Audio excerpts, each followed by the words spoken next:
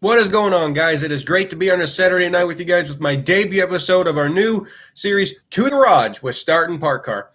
Normally, we only cover the ARCA Racing podcast, but I'm like, why not we add some Xfinity and truck reviews into this? So I thought, why not create a brand, To the Garage, and let's have some race reviews. I thought it'd be fun. Obviously, main one, of course, is the ARCA Racing podcast. Great ARCA race last night. We're not here for ARCA. That's for this coming Wednesday. We had, in my opinion, it was a really good race, not a caution wreck fest like we once thought, but we got all the qualifying, we got practice reviews, qualifying reviews. We'll go through all the fun action right here on To the Garage with StartAndParkCar, talking Xfinity racing. Let me just say my quick intro, and we'll get right into today's festivities. As of course, I'm the host of the ARCA Racing podcast. Subscribe to my channel, like the videos. Follow me on social media at StartAndParkCar on Twitter. Follow my good friends ARCA Racing on Twitter at ARCA_Racing. And the man himself, Brad Smith. Check out my ARCA Racing report and check out the Back Market Battles reports, which will be coming out later in the year. You guys are more than welcome to like those and save them into your profile. It would be much appreciated. Anyway, let's get right into today's festivities. So the United Rentals 200 Phoenix, last year's race was an absolute Mad Max crash fest. In terms of how great the race was, I would give it, 7 out of 10? I thought overall you don't need cautions to make a great race. We had good, solid racing, comers and goers, tire fall off. A lot of the reasons why I like Phoenix. A lot of people don't like Phoenix. A lot of people prefer the older Phoenix layout, which I will agree. I am actually part of the people that prefer the older Phoenix layout before it was reconfigured after the spring race in 2011. We had 42 cars for this race. Now, this was important as this was the first race using 2022 owner points, where we would not use 2021 owner points for the first 3 races. So it was really important for every car in the field to get as many points as possible, because with 42 cars being all the way out west, making the show for today's Xfinity race was key. The cars in particular that a lot of people were concerned about was the 33, the 13, the 47, and the 34. Ironically enough, were our actual 4 DNQs. Looking at our practice charts, though, it was fair to say that a lot of the same guys from the previous race at Vegas were going to be fast once again. Didn't really have all that many surprises in practice. It was pretty much your standard top 10 cars. The 38 of Parker Rutzel was a real surprise in practice. Qualifying, we'll get to qualifying in a second. Practicing 14th, and of course Kyle Weatherman in 16th. Those were kind of the 2 standout underdog performances of practice. But as we got to qualifying, we saw a lot of shocking things in qualifying. But a couple more notes. It was reported that Jesse Iwuji was going to be driving the car this weekend, but as many of you guys saw who follow him on social media, he was in his Navy uniform. So it's possible that he was doing some things with the Navy. I wish him well. We all wish him well. Hopefully that goes smoothly. Hope we can get that thing worked out, and we can see him back at the track soon. But it was reported actually during practice, not before practice, that Jesse Little, not Jesse Iwuji, Chad Little's son Jesse, would be attempting to get the 34 in the show. Because as we've seen, the 34 has really fallen since Daytona, and they needed to make the show. So it was kind of a shock to everyone because you saw the Jesse in the 34, and everyone's like, oh, Jesse Iwuji. Take a second to look at the last name, and you're like, oh, it's actually Jesse Little, the former driver for BJ McLeod Motorsports. The 47, unfortunately, if you guys followed my timeline today, it appeared that they had, I want to say, an engine issue. Crew Chief Ryan Bell just so frustrated on the radio. That poor guy. I've known Ryan for a long time. I first met Ryan in 2019 at MBM, and he took me under his wing. Him and a couple of those guys took me under his wing. That guy, I wish I could say what I want to say. Like, he busts his ass. I can't say it obviously on YouTube, but you guys know what I mean. And I wish that team could pull it together. It's really kind of sad to see how far Mike Harmon has fallen because, we saw them. They have a great driver. Brennan Poole's a great driver. And it's a shame that, they didn't even get a chance to qualify. Made one lap of practice, and unfortunately, something went wrong with the car. Didn't quite understand what they were saying on the radio, but it didn't look good. It did not look good for them, unfortunately. And they wouldn't end up actually racing in qualifying. Stan Mullis, kind of what we figured. Same deal as Vegas. I love Stan. Met him in Iowa a couple of times. But even I knew before coming into this race that Stan wasn't going to make it. I love Stan. He's never really shown the speed to be competitive out there. No matter which track he's raced on, he's done a good job. I remember in the 2020 championship race, he was running very well. I think 25th before he ran out of fuel in the last couple laps. But I kind of knew he wasn't going to make it, or if it was going to be a long shot for them to make it. Just like Vegas, very slow. Just like here, very slow in practice. Same thing with Loris Hezemans. Love Loris. He's a cool guy. But the 33 team alone has not shown the real speed to make races, because I don't believe they made a single race this year. And you put a guy like Loris in there who overall is not the fastest driver. Well, you're pretty much setting yourself up to not make the race. And going into qualifying, it was pretty prone that the DNQs from practice would pretty much be almost the same DNQs heading into the race. But we had a really, really weird moment in qualifying. For some strange reason, they put the 33 of Loris was on track. 33 of Loris Hezemans was on track. Then all of a sudden, we saw the 08 ahead of him. The 08 of David Starr was apparently sent out too early by the NASCAR officials. It was only about a quarter of a track ahead of him. And all of a sudden, David Starr loses it off of turn 2, spins out ahead. Luckily, Loris does an ARCA break into him. And it's just a really confusing situation on how something like this can happen. I put all the blame on that on the NASCAR officials. You can't put any of that blame on David Starr. He is told when to go. I don't even put that on a spotter. The official tells him when to go. I've been on pit road. I've pushed a car on the qualifying grid. I know how it works. The officials tell you when to go. And it was just really weird. And I felt bad for the 33 because they weren't allowed to change tires, and that pretty much killed any chance of they had of making the race because the tires were killed.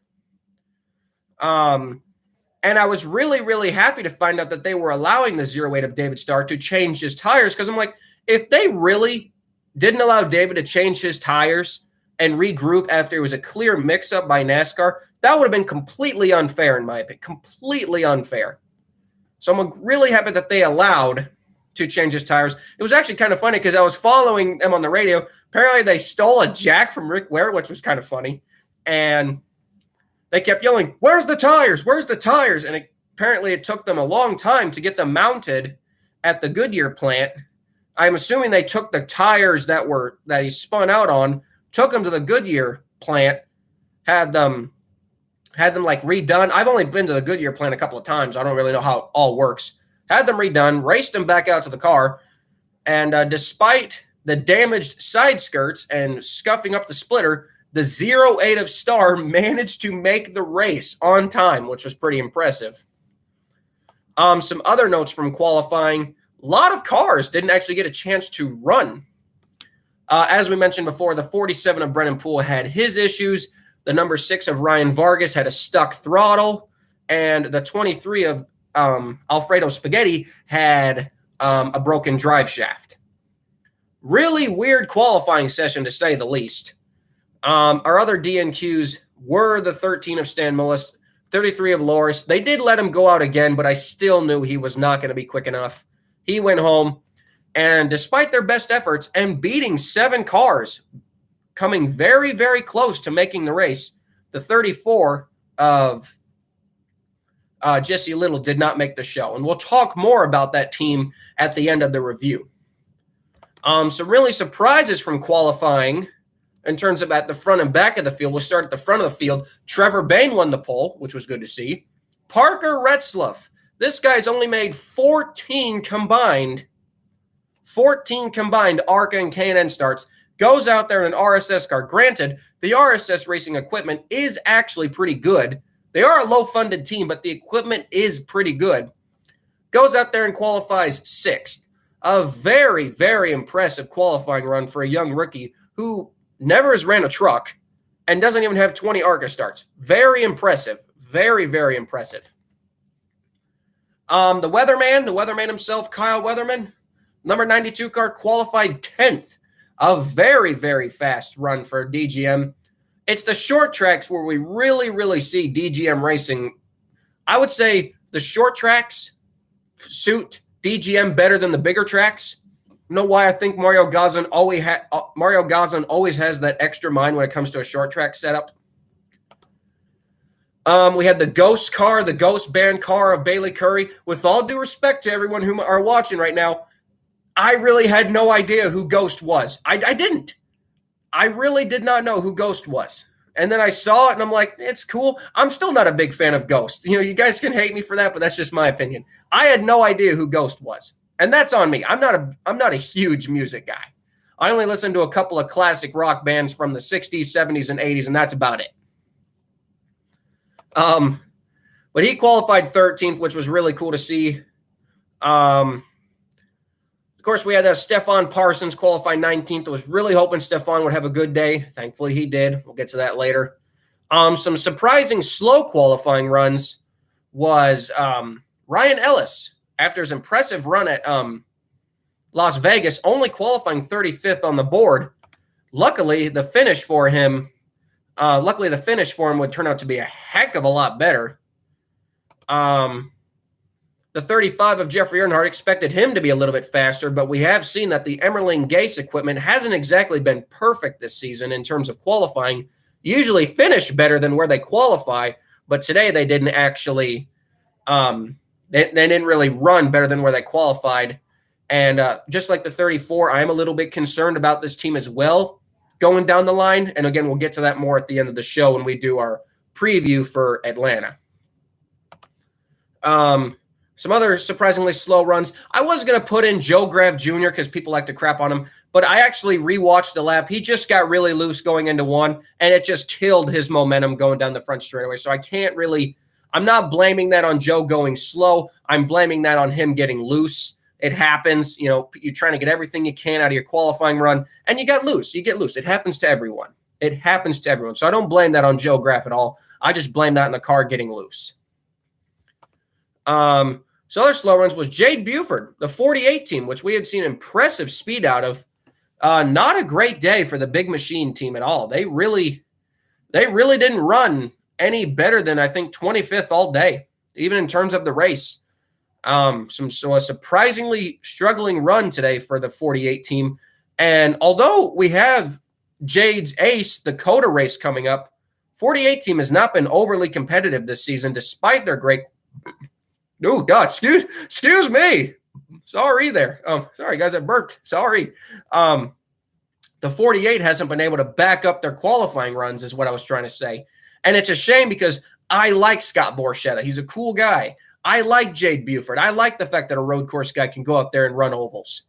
And I wish they would run a little bit better, but you know, of course, luck also has a big deal with that as well. Some other surprisingly slow runs.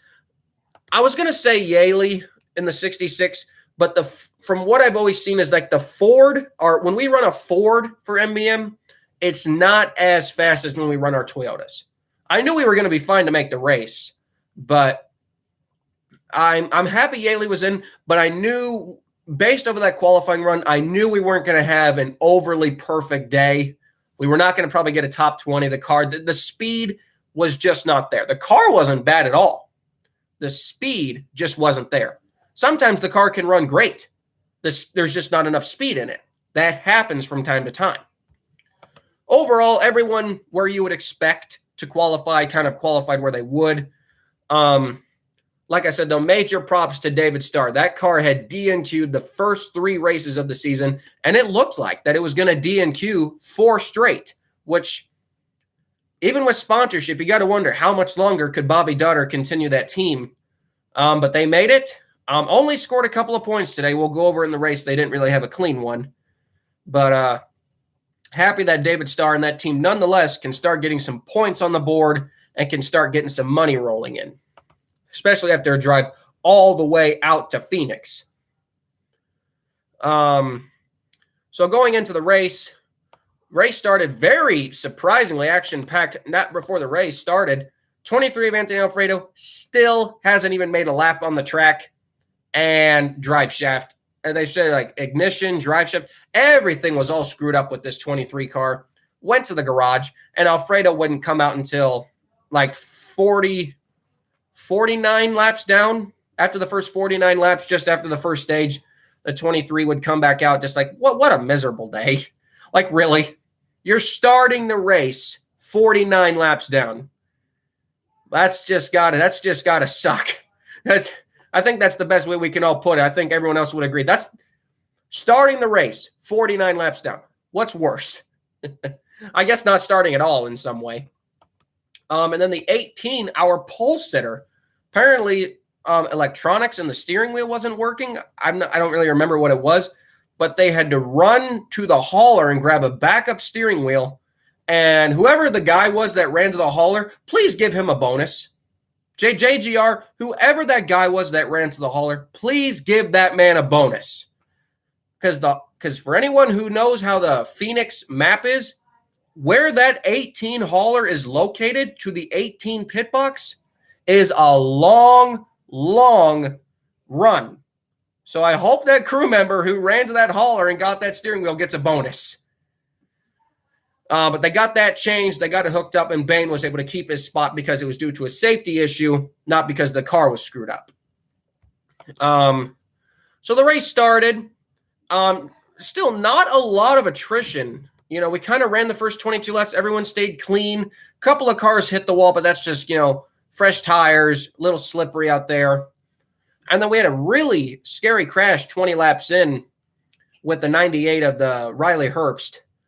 Of course, everyone loves to joke about Riley Herbst, and he does get a lot of hate, and some of it's warranted, some of it's not. This one was not warranted for the hate. Lost his brakes going into turn 3. Horrible hit on the driver's side wall. Riley looks to be okay now, but obviously the wind was knocked out of him. Might be a little bit bruised up on the wrists and the knees, but overall, he in his interview he looked at least 90%. I'm not a good teller of how he looked, but he looked better than when he got out of the car. So that was good to see. It's been a rough deal, man. I want to support Riley Herbst. I really do. But, man, ever since he stepped into that 98 car, the results have just not been there. I think he's only been in contention for maybe a couple of wins. The results have just not been there for that 98 team. And I don't see much progression going into this season, especially with so many other competitive teams coming into the sport and currently in the sport as well. Just, I feel like the 98's just kind of like now forgotten, if that makes sense. Like he's there, but we don't see him like majorly up front. So I feel like the 98's just kind of forgotten. Does that make sense? I don't know. So the race went green. We only had one car that went a lap down by that point. It was the 35. It was very apparent that the 35 of Earnhardt was not going to be very fast. Despite showing incredible speed with the Sam Hunt racing team, this Toyota team was not going to show that same speed, as the 35 struggled for speed all race long. And the 35 luckily got the lead lap back. And we still had, of our 36 entries all left on the track, they were all in the lead lap.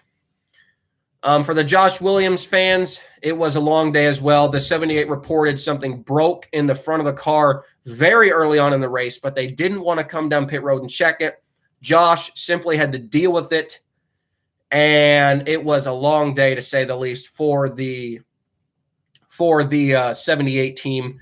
And like I said, I am really concerned about this team. They have not shown a lot of speed. They made Daytona on time, which was great. But ever since Daytona, they have just not shown a lot of speed. And They're really low in the owner points. I think they're going to probably be outside the top 35 again after these owner points. And you got to wonder, man, are they going to miss a race? Atlanta, again, we'll talk about Atlanta at the end of the show. We're going to have a huge discussion at the end of the show about Atlanta. We'll have another preview show coming up later on next week. But definitely interesting, sad day for both the 35 teams and the 78. So we got back to green racing. Again, we're focusing on the leaders here. Back and forth and back and forth and back and forth between Noah Gragson and Trevor Bayne. The clear two best cars of the day, with Brandon Jones hovering around third. Good racing in the middle of the pack, too. Everybody was beating the living crap out of each other. I was amazed we didn't have more cautions than we had. And it was astonishing to me that only one car crashed out of this race. I also would like to add a side note. The Fox broadcast for this race was okay, but I wish they would do more play-by-play action. Call the race. Don't tell me what these drivers are feeling. Don't tell me what these drivers are going to do in the corners. Just call the damn race. I mean, that's one thing that me and a couple of other guys have really been noticing. We don't care about, pit strategies unless it's pit stops are coming. Call the race, and then when the pit strategies, or like when they have to talk about what drivers are going to do, save that for the caution. That's just my personal opinion. You guys might disagree with that, but that's just my personal opinion. I wish they would do more play-by-play and not just talk about storylines. Do the race. So more lead trading. We actually didn't have another leader in the race until lap 60. A new leader in the race, in Brandon Jones. It looked like actually Brandon Jones might even win the race today, but obviously we all know that probably wouldn't happen. I'm sorry. I can't do that. I love Brandon Jones. He just gets too much. Like Riley Herbst, he gets a lot of hate as well. Of course, we had the lap end of the stage. Nobody was a lap down at that point because we only had 13 laps because for some reason, the 98 caution, they got the car cleaned up fairly quickly. It took them about 3 or 4 laps. The caution for the 98 car lasted 12 laps. Actually, 11. But that is at least 5 or 6 too many. 11 laps for a one-car crash. Now, granted, the car was pretty beat up. But 11 laps for a one-car incident is really excessive, in my opinion. And as we'll talk about, I really felt like a lot of the cautions were too long today, at least by about 2 or 3 laps too long. So we got to stage 2. I think it was actually Trevor Bayne. Yeah, Trevor Bayne and Noah Gragson in a photo finish. I think it was Bayne, right? It was Bayne that won the first stage. I was more focusing on the back of the field. We came back to green, the second and only the last crash of the day in reality. The 8 of Josh Berry right after the restart got into the 54 of Ty Gibbs. It was a tough deal for Ty Gibbs because they had to take off the tires that they had just put on, the fresh tires they had just put on, and rebolt the tires that they had just taken off of the car. So it was a tough deal there for Ty Gibbs. Really wasn't on purpose or anything. It was just, one of those racing incidents. Again, nobody was ironically enough, the guy who was a lap down was 50 laps down. The guy who got the free pass was the 23 of Alfredo, and everybody and I are making jokes online saying, now we just need 49 more cautions, and the 23 will be back on the lead lap. Oh, we got too much time on our hands to make that kind of jokes. So we got back to green again on lap 62. This is where Brandon Jones got the lead. Only held it for a couple laps as Noah Gragson got it back, and then eventually even Justin Allgaier, by the time halfway hit, had gotten the lead as well until Brandon Jones actually got it back at halfway. More battles were taking place at the back of the field as by then the 0-8 of David Starr, who I felt really bad for. He was running as high as 18th. And I know that's where he's capable of running. People love to crap all over David Starr. And it's just, you look at last year, you look at all the incidents that David was involved in, a lot of them not his fault. but apparently people love to make hate on David Starr, which was a shame. He had to pit under green. I assume it was probably a loose wheel or a cut tire, but he lost 2 laps because the Phoenix pit road, as we know, is so big, you will lose 2 laps coming down on pit road. And it was a shame because that car easily could have had a top 20 finish, which would have gotten them a huge amount of points, and that's desperately what that team needed. And sadly, that team would not recover, as with no extra cautions coming after stage 2, they would struggle to gain positions and would finish, I think they would only finish 31st. But anyway, stage 2 finish came up. Pretty easy finish, nothing terrible. Like I said before, Noah Gragson won that one. And then surprisingly, for the last 110 laps, no cautions. Really shocking to me that we did not have a single caution, because we know Phoenix is blown for blowing tires, for maybe an engine failure, brake failures. Phoenix is prone to parts failures. I'll give credit to a lot of the teams today. We did not see that many part failures. So a lot of credit to every team in the Xfinity Garage for not really having part failures.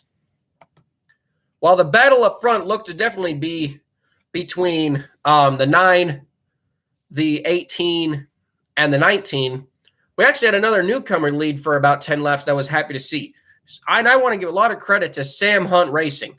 Sam Hunt has been in – a lot of people don't realize that Sam Hunt actually drove for a long time. In the early 2010s, he drove in the K&N series. And he wasn't really, with all due respect to him, he wasn't anything spectacular. He then started his own K&N race team with driver Colin Garrett. He ran the number 18 in the K&N East series for many years. After pretty much no success, they had a couple of good runs. I think they may have squeaked a winner there. I don't really remember if that team did win a race or not, but the equipment was not really overly competitive. Sam took a chance, sold his equipment, and despite starting his race team in the Xfinity Series during the height of the pandemic, managed to survive that and has built one heck of a race team. And you got a great driver like John Hunter Nemechek, you have a really good partnership coming together. And it was a warm sight to see. I know they are a JGR affiliated team, but how do I say it? Like a car not from Joe Gibbs Racing leading the field. That's how I'll say it. It was great to see a different Toyota team leading the field, especially a guy as likable as John Hunter Nemechek and a team as likable as Sam Hunt Racing. You love to see it. You do. This team deserves the success, and I hope they can continue that. But he slipped back through the field as Noah Gragson took the lead back. For 57 straight laps, it looked like that we were actually going to be approaching green flag pit stops. And then it was actually kind of funny is during the long run, we had a fire. We had a fire break out in the pit box, and it's like they show the fire for 3 seconds, and then they cut away to commercial, and I'm like, what? It was actually, in case you guys were wondering, for the people who watched the race, it was the number 6 of Ryan Vargas. He had just made a green flag pit stop, and I guess maybe they spilled some fuel. So hopefully everything was okay. Hopefully the fuel man didn't get burnt. Hopefully everything was fine, but that's where it came from, in case you guys are wondering. It was a fuel spill that got ignited when a hot lug got into Ryan Vargas's spilled fuel. We've seen that countless times in the past. Other than that, not much action for another about 20, 25 laps. And then we had a round of green flag pit stops, and Brandon Jones would actually pit on lap 167. Noah Gragson would pit on lap 169. And as we know, on tracks that hold tire wear, when you pit a couple of laps earlier than the other guy, chances are you're going to flip positions, and that's exactly what happened. Brandon Jones was able to get out front of Noah Gragson, but I'm kind of glad a caution didn't come out because I like to see a finish play out. Noah Gragson took his time, ran down the 19, and got past him cleanly. No bad action, even though he almost got junked by the 27. Noah Gragson would actually cruise to victory, getting his first win of this. Right, this is his first win, right? It has to be. He hasn't won anything else this season. So congratulations to Noah Gragson and Junior Motorsports. I'm not the biggest Noah Gragson fan, but I'm not going to deny that's one of the best looking cars on the track. We had some great runs throughout the field. We had, like I said, we had John Nemechek. He slipped down to 5th. I want to give another shout out to Josh Berry. Josh Berry is a man. He doesn't have a lot of sponsor, if any sponsor money behind him, but Josh Berry's got one thing that a lot of people in that Xfinity field don't have: raw talent. Josh Berry is raw talent, and you love to see a guy like Josh Berry get a ride that can show off his raw talent. And he's my underdog pick for the championship. I'll say that right away here on I think this is race 4. Josh Berry is my underdog pick for the championship. Everyone watching, put that in the chat. Who do you guys think is not your championship pick, your underdog championship pick? Put that in the chat. I want to see who else's picks get up there. Despite what I said earlier in qualifying, Parker Retzlaff unfortunately could not hold the good run. He held about 8th to 10th for about till about lap 40. Then he kind of started to slip back through the field. And then he got a real lesson when he went toe-to-toe with, man, who was it? I don't remember, but if anyone could correct me in the chat, he went toe-to-toe with someone, got knocked out, got sent to the back of the field, and never really recovered. Kind of hung around 25th to 28th all day, and unfortunately, it was really sad to see. It was surprising that Fox actually showed it, number one, but on lap 158, the 38 of Parker Retzlaff went to the garage, ending a very promising run prematurely. The other two RSS cars, the 28 and the 38, did not have a good day, as Kyle Sieg extremely struggled with that car. It is important to note that that 28 car is only scheduled to be part-time. Right now, that car is not scheduled to run the whole season. Some other great runs we had were Ghost, Bailey Curry. He would finish 20th. Ryan Ellis, I tell you, just like Las Vegas, he may not have qualified very good, but dang, that kid can race. And Ryan Ellis has been in the sport for a long time. I think Ryan Ellis, it's been at least 8 or 9 years that Ryan Ellis has been in NASCAR. People forget just how long that some of these guys have been in the sport. And Ryan Ellis has driven a bunch of start and park rides, junk rides, nothing really ever special, And it's great to see a guy like Ryan Ellis really get a chance to show what he's got. It's not winning equipment, but Alpha Prime Racing is easily top 20, top 15 capable equipment. And for the second straight week, a top 20 finish. And you love to see it. Again, you love to see it. We all love Tommy Joe Martins. You love to see low-budget guys have the kind of success that they did. Fortunately, the same thing cannot be said about his teammate Kaz Grala, as for the second straight week, the 45 had a promising run going, and it looked like at the end of the race, that car just dropped all the way down the board. And the one time that they were lapping him, I don't know if this is correct, but it looks like the right of the car, the left front was up in the air, and the right of the car was down.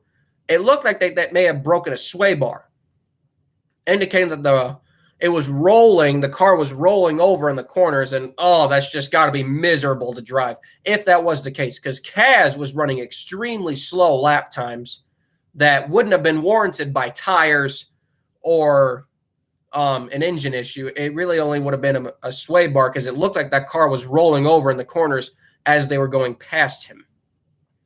In other storylines, Moffitt got 15th in an unsponsored car, which, you always love to see an unsponsored car do well.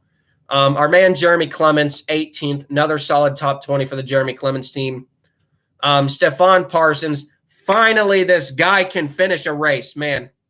You talk about a team that's had so much bad luck this season. BJ McLeod Motorsports, they worked their asses off and have had jack for luck. I mean, it was good. I mean, yeah, the 78 still had issues today, but the 99 team finally got a good finish on the board, finally got some good owner points on the board with a solid 21st place finish. You love to see it. Love Stefan. He's natural talented, and I hope they can continue that run into Atlanta.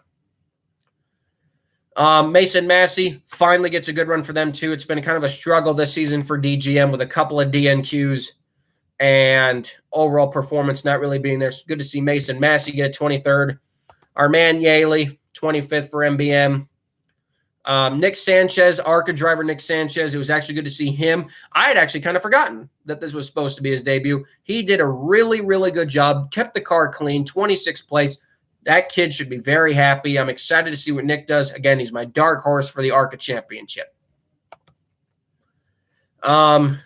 We had Joe Graff finish 27th. Of course, I said earlier, Jade Buford, long day for that team, finishing 28th.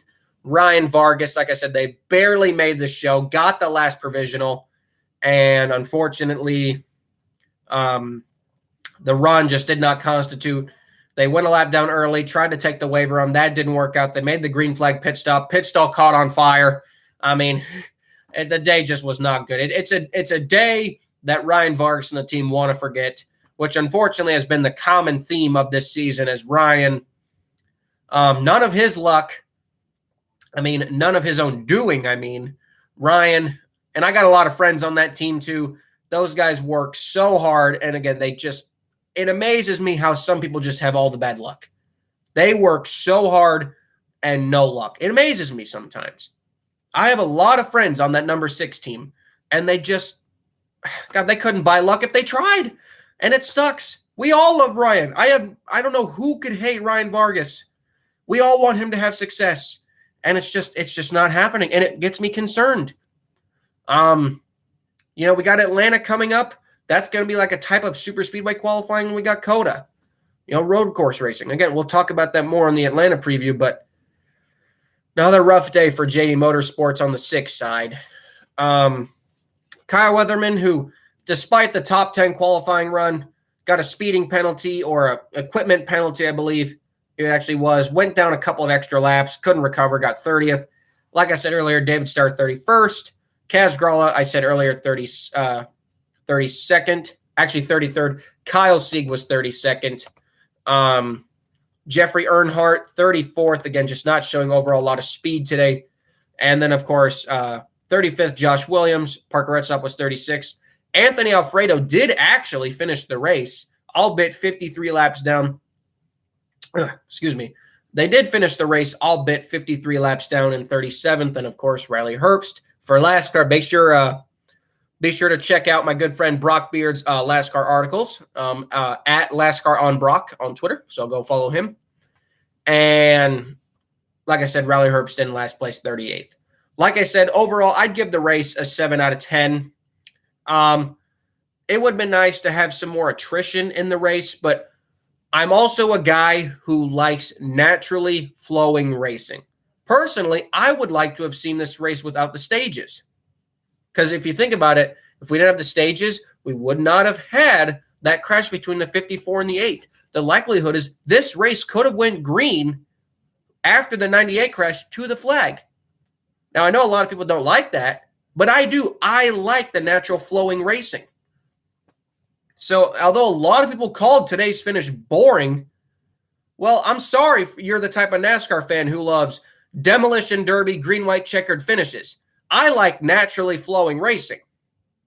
That was a good finish, despite no Gretchen checking out. That's fine. For everyone who wants a demolition derby, green, white, checkered, well, you're not going to get that every week. Sorry, you're not a real fan. I'm sorry. That's my judgment. You're not a real fan if you like that. You go back to the 1980s and 90s, you didn't see that every week. So, yeah.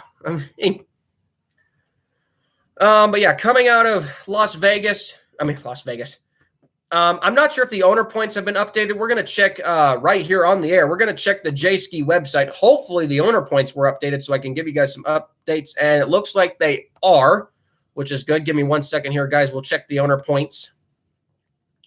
So going into Atlanta, I'm actually going to take a second.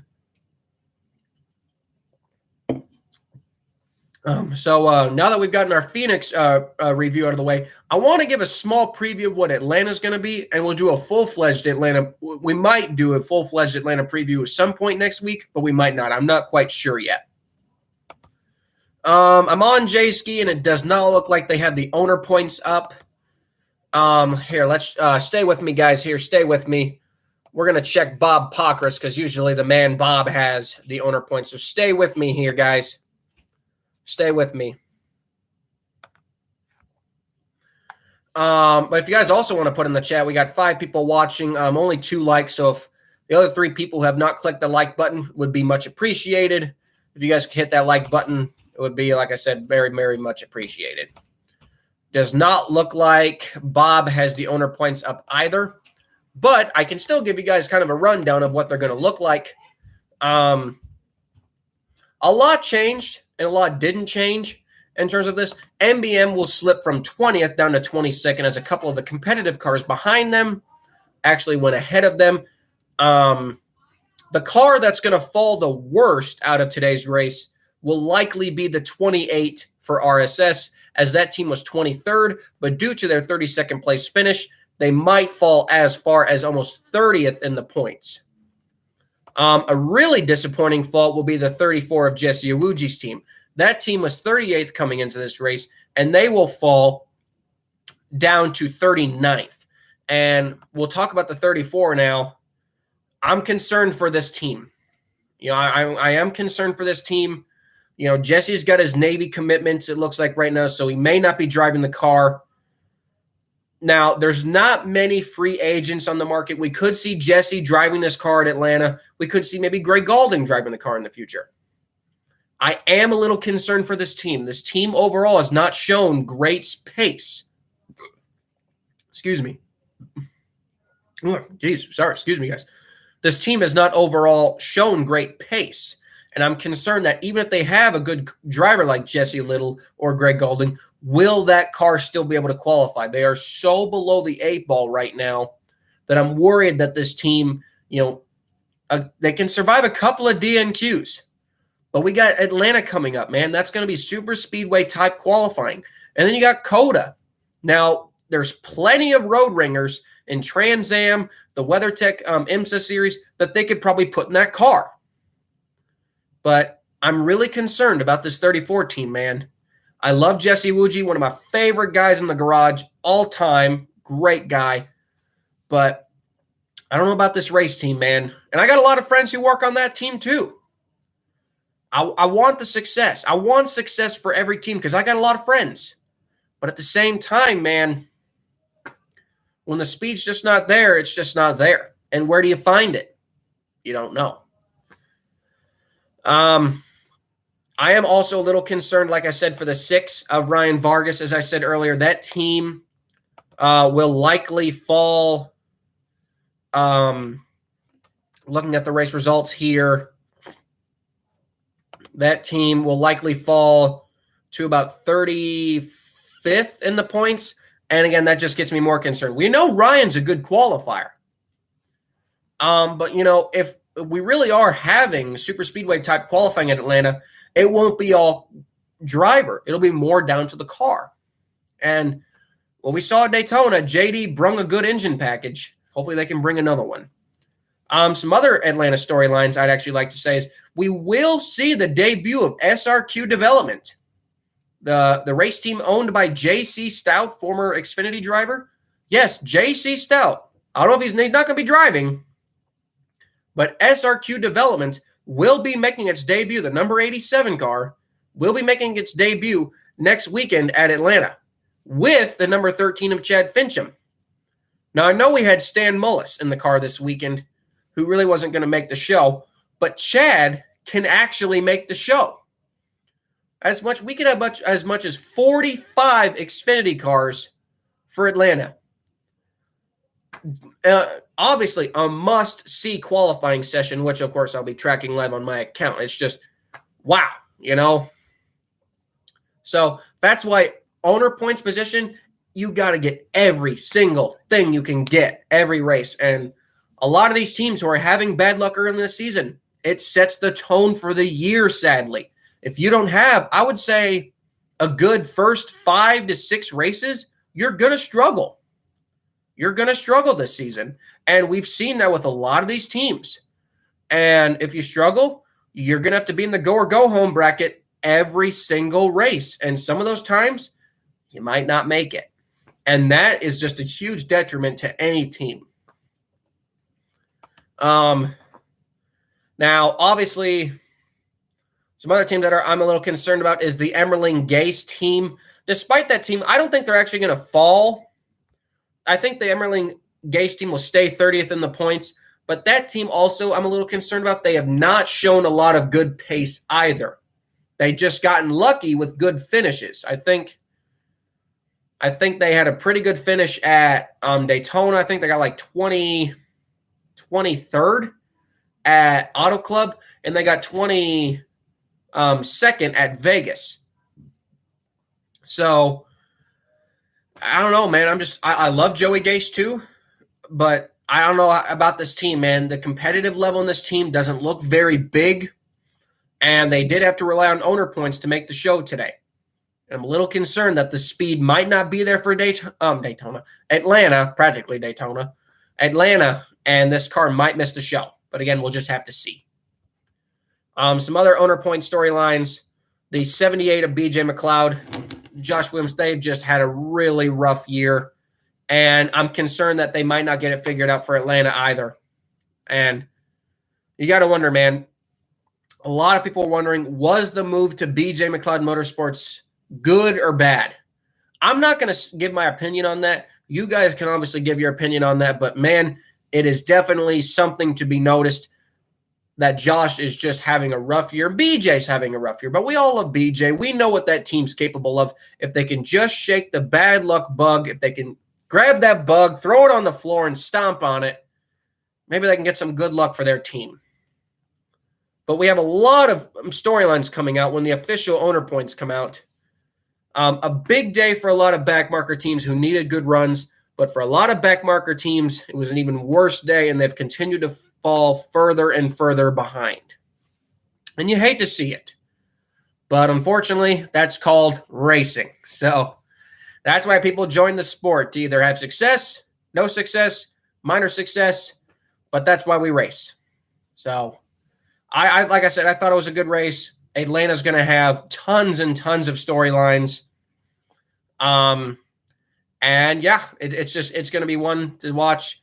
And I'm personally excited, a little nervous. I'm not going to lie. I'm a little nervous for Atlanta, but I'm definitely excited to watch that race. As for this episode, thank you guys so much for joining me on my very first episode of To the Garage.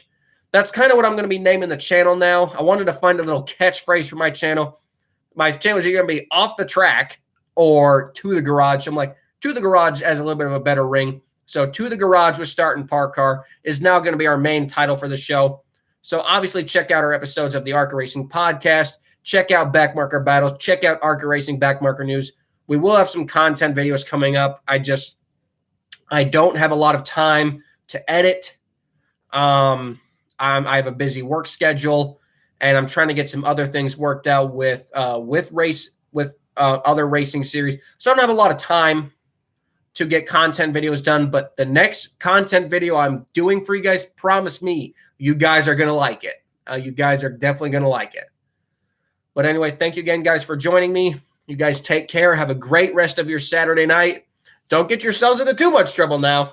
And we'll catch you all on Wednesday or maybe tomorrow. I don't know if I'm going to do one for the Cup race yet. But either way, guarantee we'll catch you guys Wednesday with the ARCA Racing podcast.